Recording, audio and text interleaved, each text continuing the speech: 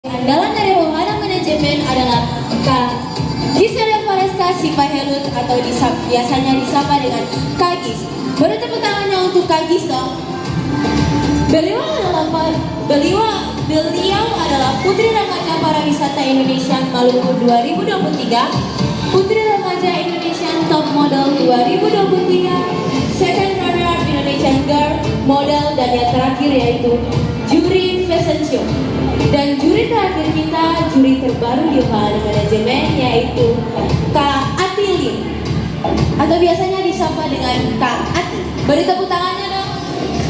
Beliau adalah pro makeup artis atau MUA, fashion stylist, modeling coach, juri modeling, dan yang terakhir mentor Putri Hijab Nusantara Maluku.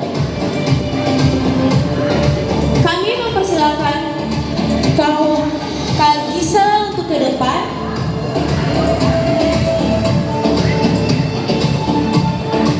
Kak Gisel akan Kak Gisel akan memimpin adik-adik sekalian para peserta semuanya dalam parade, dan Kak Gisel akan menunjukkan di mana titik pose yang harus dilakukan oleh para